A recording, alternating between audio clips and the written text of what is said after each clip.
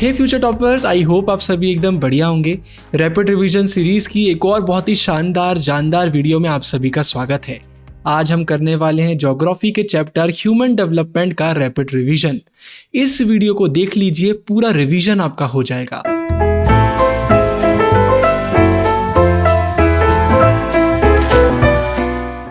Video चालू करने से पहले एक इंपॉर्टेंट बात, आपको हमारी वेबसाइट एप्लीकेशन पर मिल जाएंगे geography, history, political science, psychology के सबसे ज़्यादा प्रीमियम नोट्स बहुत ज़्यादा अफोर्डेबल प्राइस में।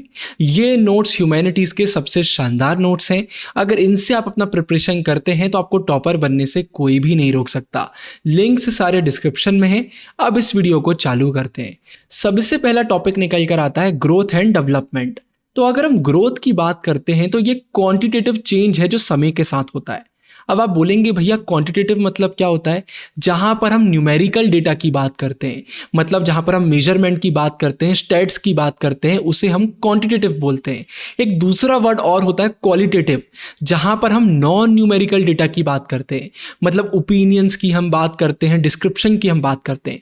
एग्जाम्पल, अगर हम क्वांटिटेटिव की बात करें तो क्या निकल कर आएगा? सर्वे वगैरह, मतलब जिसको आप क्वांटिफाई कर सकते हैं कि इतने लोगों का सर्वे हुआ, ये हुआ, वो हुआ।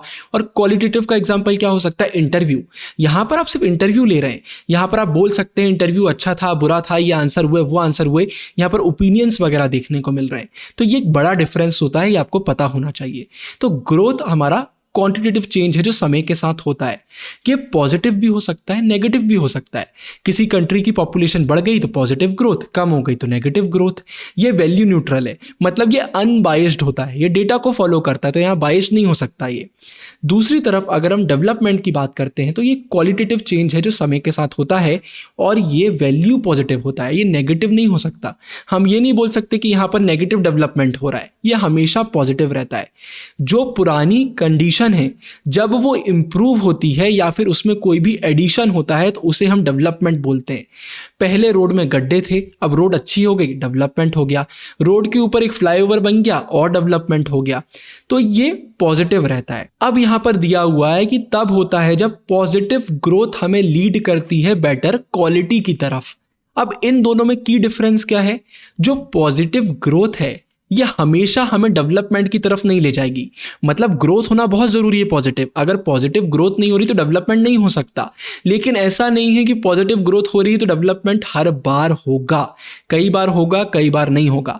लेकिन अगर डेवलपमेंट हो रहा है तो पॉजिटिव ग्रोथ तो होना ही चाहिए। अभी आपको कंफ्यूजिंग लग रहा होगा लेकिन एग्जाम्पल के बाद नहीं लगेगा। एग्जाम्पल ये है कि सिटी की पॉपुलेशन 1 लाख से 2 लाख हो गई, ग्रोथ हो गई पॉजिटिव, तो क्या डेवलपमेंट भी हो गया? जरूरी नहीं है।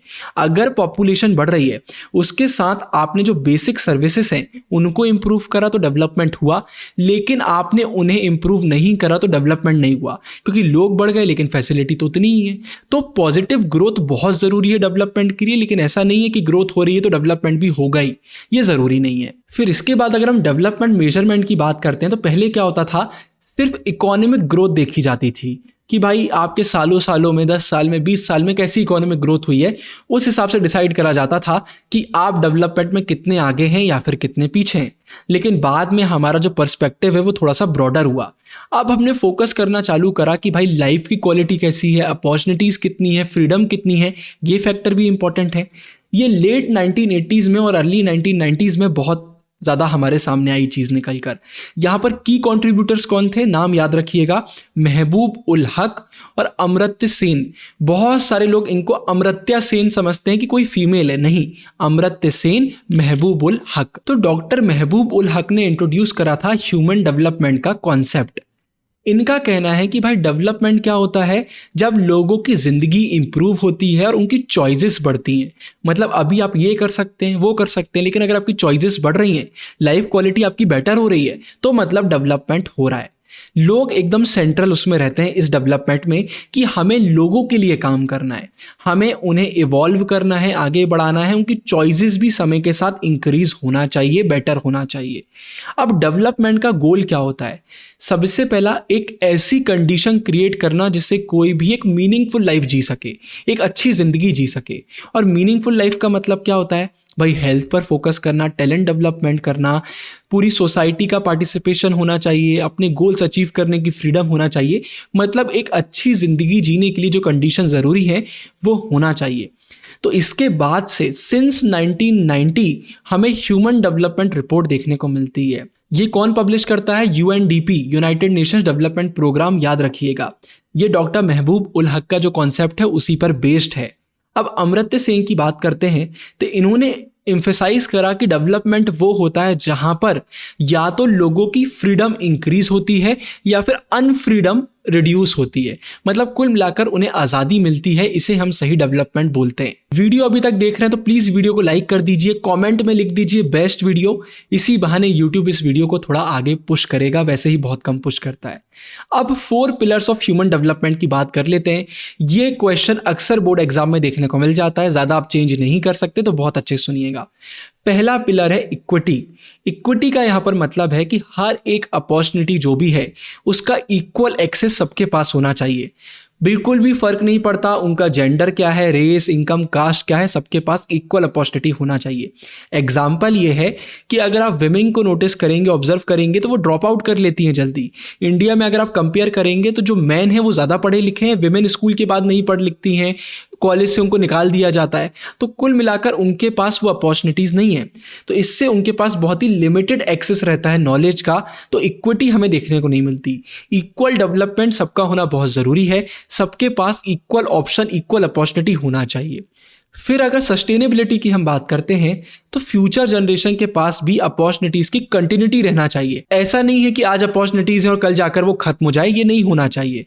अब जैसे रिसोर्सेस हैं, इन्वायरमेंट की रिसोर्स हो गई, फाइनेंस हो गया, ह्यूमन रिसोर्स की भी अगर हम बात करते हैं तो हर एक चीज़ को बहुत रिस्पॉन्सिबिलिटी के साथ हमें यूज़ करना चाहिए।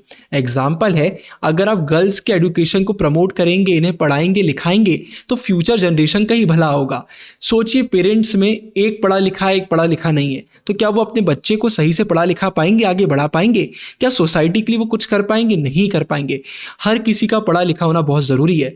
तो अगर आप किसी लड़की को आज पढ़ा लिखा रहे हैं तो आप सिर्फ उसका भला नहीं कर रहे, आप पूरे अर्थ का भला कर रहे हैं, पूरी सोसाइटी का भला कर रहे हैं, बहुत ज़रूरी है। प्रोडक्टिविटी, भाई ह्यूमन लेबर प्रोडक्टिविटी की यहाँ पर हम बात कर रहे हैं। हमें लोगों की कैपेबिलिटीज़ बढ़ानी है। कैसे बढ़ा सकते हैं? उनकी हेल्थ पर फोकस करके, उनके नॉलेज पर फोकस करके, है ना। इससे वर्क की एफिशिएंसी बढ़ती है। साथ में ये भी हमें हमेशा याद रखना चाहिए कि लोग ही किसी भी नेशन के असली वेल्थ हैं। पैसे से ज़्यादा लोग मैटर करते हैं, तो उन पर हमें फोकस करना चाहिए। फिर इसके बाद आखिरी एम्पावरमेंट, लोगों के पास चॉइसेस बनाने की पावर होना चाहिए। ये हम कैसे इंक्रीज कर सकते हैं? जब हम उन्हें ज़्यादा फ्रीडम देंगे, उनकी कैपेबिलिटी को हम इंक्रीज करेंगे, ज़्यादा कैपेबिलिटी पर ध्यान देंगे, तो अपने आप उनके पास ज़्यादा पावर आएगी, वो अपनी लाइफ में कुछ अच्छा कर पाएंगे। तो गवर्नमेंट को सही से काम करना चाहिए, वेलफेयर का काम करना चाहिए, पीपल ओरिएंटेड पॉलिसीज़ होना चाहिए, लोगों के लिए भले के लिए पॉलिसीज़ बनाना चाहिए, और डिसएडवांटेज ग्रुप पर ज़्यादा ध्यान देना चाहिए। ये 4 पिलर्स आते हैं, इन्हें कभी भी मत भूलिएगा। फिर मेजरिंग ह्यूमन डेवलपमेंट बहुत ज़रूरी है। तो यहाँ पर हम बात करेंगे ह्यूमन डेवलपमेंट इंडेक्स की। सबसे पहले तो ह्यूमन डेवलपमेंट इंडेक्स क्या करता है? कंट्रीज को रैंक करता है उनके परफॉर्मेंस के बेसिस पर। किन चीज़ के परफॉर्मेंस के बेसिस पर? हेल्थ हो गया, एडुकेशन हो गया, और एक्सेस टू रिसोर्सेस हो गया। जो स्कोर रहता है वो 0 से 1 के बीच में रहता है। मतलब जितना आप 1 के करीब रहेंगे उतना डेवलप्ड आप रहेंगे, जितना 0 के पास आप रहेंगे उतना कम डेवलप्ड आप रहेंगे। अब यहाँ पर 3 इंडिकेटर्स निकल कर आते हैं जो ये चीज़ों को डिसाइड करते हैं। पहला हेल्थ, भाई बर्थ के समय लाइफ एक्सपेक्टेंसी क्या है? हर एक कंट्री की अलग होती है। वो कंट्री जहां पर लोग ज्यादा जीते हैं उनका डेवलपमेंट ज्यादा है। दूसरा एजुकेशन, यहां पर हम एडल्ट लिटरेसी रेट की बात करते हैं, कौन कितना पढ़ा लिखा है। साथ में ग्रॉस एनरोलमेंट रेशो, मतलब स्कूल वगैरह कितने बच्चे जा रहे हैं, कितने नहीं जा रहे हैं, अटेंडेंस कितना है उनका, इन सारी चीजों पर भी फोकस करा जाता है। और इसके बाद फिर तीसरा है रिसोर्सेस, जिसे हम मेजर करते हैं परचेसिंग पावर के थ्रू US डॉलर्स में। परचेसिंग पावर का मतलब होता है जितनी आपकी इनकम है, जितनी मनी आपके पास है, उसमें कितने गुड्स सर्विसेज आप परचेज कर सकते हैं। हर कंट्री का अलग निकल कर आता है। अब वेटेज क्या होता है? ये तीनों डायमेंशन, हेल्थ, एजुकेशन, रिसोर्सेज को हम इक्वल वेटेज देते हैं 1/3 का। और ह्यूमन डेवलपमेंट इंडेक्स क्या होता है? सम ऑफ वेट स्कोर्स। इन्हें जब हम वे करते हैं तो उसका जो सम आता है उससे हमें स्कोर पता चलता है। तो 1 के अगर आप पास हैं तो हाई डेवलपमेंट, 0 के पास हैं तो लो डेवलपमेंट। बहुत सिंपल। तो ह्यूमन डेवलपमेंट इंडेक्स बेसिकली क्या करता है, आपके अटेनमेंट्स को मेजर करता है, मतलब आपका अकम्पलिशमेंट, अचीवमेंट की एरियाज में। लेकिन ये रिलायबिलिटी लैक करता है। क्यों? क्योंकि ये डिस्ट्रीब्यूशन को कंसिडर नहीं करता। मतलब मैं बोलता हूं एक कंट्री अमीर है तो क्या उस कंट्री का हर एक व्यक्ति अमीर है, या फिर कोई बहुत गरीब है कोई बहुत अमीर है, तो ये इन चीज़ों को काउंट नहीं करता है। तो जो ह्यूमन पॉवर्टी इंडेक्स है, इसकी भी अभी हम बात करेंगे, HDI से ही रिलेटेड है, ये शॉर्टफॉल मेजर करता है। मतलब ह्यूमन डेवलपमेंट में जो कमियां हैं उसे ये पूरी करने की कोशिश करता है। ये अटेनमेंट, शॉर्टफॉल MCQs में आ जाते हैं, इन्हें याद रखिएगा, दोनों टर्म्स इंपॉर्टेंट है। अब ह्यूमन पॉवर्टी इंडेक्स क्या करता है, ये एक नॉन इनकम मेजर है ह्यूमन डेवलपमेंट का। ये बाकी चीज़ों को अकाउंट में लेता है, पैसे वगैरह की बात नहीं करता। सबसे पहले कि कितनी प्रोबेबिलिटी है कि आप 40 तक सर्वाइव नहीं करेंगे, एडल्ट इलिटरेसी रेट कितनी है, lack of access to clean water और नंबर ऑफ अंडरवेट चिल्ड्रन, इन चीज़ों को देखता है और इससे ये नया इंडेक्स निकल कर आता है। इससे वो रियलिटी पता चलती है जो ह्यूमन डेवलपमेंट इंडेक्स नहीं बता पाता। अब HPI इंपॉर्टेंट इसलिए है क्योंकि वही शॉर्टफॉल बताता है ये हमें HDI के किसी भी एक रीजन के, है ना। अब एक फैक्ट है कि भूटान एक लौती ऐसी कंट्री है जो ऑफिशियली क्लेम करती है कि ये अपना प्रोग्रेस जो नापते हैं वो ग्रॉस नेशनल हैप्पीनेस के थ्रू नापते हैं। मतलब ये फोकस करते हैं हैप्पीनेस पर, नॉन मटेरियल फैक्टर पर। मतलब ये मटेरियल ग्रोथ पर इतना फोकस नहीं करते, लोगों की खुशी वगैरह पर ज़्यादा फोकस करते हैं। ये भी एक फैक्ट है, आपसे बनना चाहिए। इसके बाद अगर हम इंटरनेशनल कंपैरिजन की बात करते हैं ह्यूमन डेवलपमेंट में, तो हमने ये नोटिस करा है कि पर कैपिटा इनकम और साइज हर बार डेवलपमेंट से लिंक्ड नहीं है। मतलब ऐसा नहीं है आपका साइज बहुत बड़ा है, पर कैपिटा इनकम बहुत ज़्यादा तो आप भी डेवलप्ड है, ऐसा नहीं है। कई बार गरीब स्मॉल कंट्रीज जैसे कि श्रीलंका, त्रिनिदाद, टोबैगो, ये बहुत हायर रैंक करती हैं बहुत ही ज़्यादा बड़ी कंट्रीज से। मतलब साइज में, पर कैपिटा में बड़ी हैं, लेकिन ह्यूमन डेवलपमेंट इंडेक्स में वो इनसे नीचे है। इंडिया का एग्जांपल ले लीजिए, अगर हम केरला की बात करते हैं तो ये पंजाब और गुजरात से ऊपर है, जबकि इसका पर कैपिटा इनकम इन दोनों से कम है। इसलिए हम ह्यूमन डेवलपमेंट इंडेक्स में 4 ग्रुप्स में कंट्रीज को कैटेगराइज कर सकते हैं। ये देख लेते हैं। पहला, वेरी हाई ह्यूमन डेवलपमेंट। इसमें टोटल 66 कंट्रीज आती हैं, डेटा इंपॉर्टेंट है, जिनका HDI स्कोर 0.800 से ऊपर रहता है। इसमें मेनली यूरोप की कंट्री, वेस्ट की इंडस्ट्रियलाइज्ड कंट्रीज आती हैं, जिनका बहुत ज़्यादा इन्वेस्टमेंट एजुकेशन, हेल्थ केयर और सोशल सेक्टर में। फिर हाई ह्यूमन डेवलपमेंट की बात करते हैं, टोटल 49 कंट्रीज आती हैं जो सोशल सेक्टर इन्वेस्टमेंट पर फोकस करती हैं और गुड गवर्नेंस, मतलब गवर्नमेंट वेलफेयर वगैरह का काम करती है। इन चीज़ों पर इन लोग ज़्यादा फोकस करते हैं। मीडियम ह्यूमन डेवलपमेंट में 44 कंट्रीज आती हैं। इसमें मोस्टली वो कंट्रीज आती हैं जो पोस्ट सेकेंड वर्ल्ड वॉर के बाद इमर्ज हुई, पहले कॉलोनीज थी या फिर USSR का पार्ट थी, डिसइंटीग्रेशन के बाद अलग हो गई, वो सारी कंट्रीज आती हैं। और यहाँ पर ना इन लोग पीपल ओरिएंटेड पॉलिसीज़ पर फोकस तो कर रहे हैं, लेकिन यहाँ पर थोड़ी पॉलिटिकल इंस्टेबिलिटी देखने को मिल जाती है, लेकिन फिर भी ये मेहनत कर रहे हैं, आगे बढ़ रहे हैं। लो ह्यूमन डेवलपमेंट में टोटल 32 कंट्रीज आ जाती हैं जहाँ पर पॉलिटिकल टर्मोइल है, मतलब बहुत इंस्टेबिलिटी है, सिविल वॉर है, फेमिन की सिचुएशन है, डिसीजेस हैं, मतलब कुल मिलाकर बहुत दिक्कत है और अर्जेंट पॉलिसी इंटरवेंशन की ज़रूरत है। मतलब सही सही पॉलिसीज़ बनाना बहुत ज़रूरी है, गवर्नमेंट को सही से काम करना बहुत ज़रूरी है। अब यहाँ पर बोला जाता है कि कई बार ऐसा बोल दिया जाता है कि लो ह्यूमन डेवलपमेंट हो रहा है किसी भी कंट्री के कल्चर या फिर उसके एथनिसिटी के कारण, लेकिन ये सरासर गलत है। ज़्यादातर अगर किसी भी कंट्री का ह्यूमन डेवलपमेंट कम है तो उसके पीछे किसका इन्फ्लुएंस रहता है? गवर्नमेंट एक्सपेंडिचर का, कि गवर्नमेंट कैसे कहाँ एक्सपेंडिचर कर रही है, पॉलिटिकल इन्वायरमेंट कैसा है और फ्रीडम लेवल कैसे है। तो ये ज़्यादा इंपॉर्टेंट फैक्टर है। जो हाई ह्यूमन डेवलपमेंट इंडेक्स वाली कंट्रीज़ हैं, ये सोशल सेक्टर पर ज़्यादा इन्वेस्ट करती हैं, लोगों के भलाई पर ज़्यादा इन लोग इन्वेस्ट करते हैं। यहाँ पर पॉलिटिकल स्टेबिलिटी रहती है। और वो कंट्री जहाँ पर कम है वहाँ पर इन लोग डिफेंस पर ज़्यादा इन्वेस्ट करते हैं और बहुत इनस्टेबिलिटी यहाँ पर हमें देखने को मिलती है पॉलिटिकल सेंस में, हर एक सेंस में। इंडिया का ह्यूमन डेवलपमेंट इंडेक्स में अगर हम 2022 की बात करते हैं तो रैंक 134 था आउट ऑफ 193। सोचिए हम कितने पीछे हैं। यहाँ पर टॉप 10 रैंक कंट्रीज है जो हाई वैल्यू इंडेक्स में, उनका नाम मैंने डाल दिया है।